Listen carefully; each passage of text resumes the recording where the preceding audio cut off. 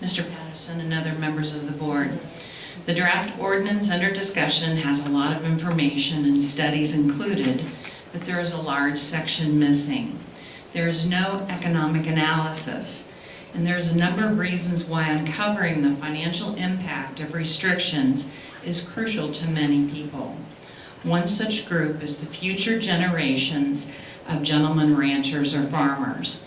People who live here will have their private property rights devalued if they live on rural lands. And how will this devaluation come about? Restrictions on the way people can use their lands will curtail others from wanting those properties in the future, driving the actual financial value of their houses and land down. More restrictions equals less attractive for buyers and for investors.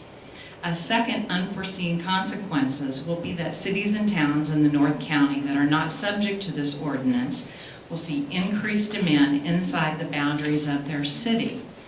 This will increase property prices inside the city and create infill, which you may like, but which we think of as crowding. We will have more people moving into these small cities because people want to move to this area and live here.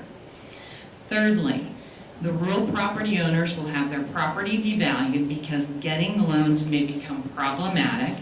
Other sources of financing, such as private equity and investment, and you can think of this as the Hollywood money, estate planning, which is the passing of property from one generation to the next, and the quality of life out in rural America will change.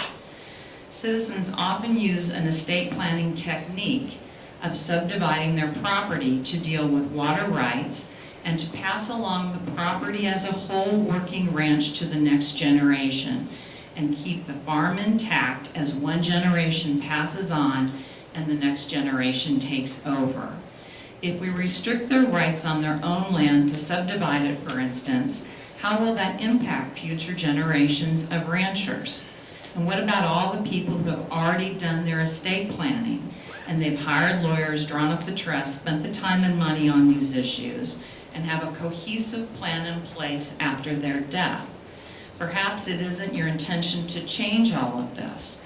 This ordinance seems like a ruse to me, and it's not at all about the water that's in the basin, but about the consequences, intended or not, of changing the rules that the people in the North County have to live by and the rights they have to their private property.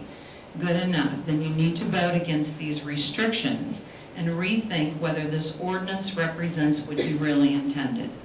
Thank you, Ms. Sutherland.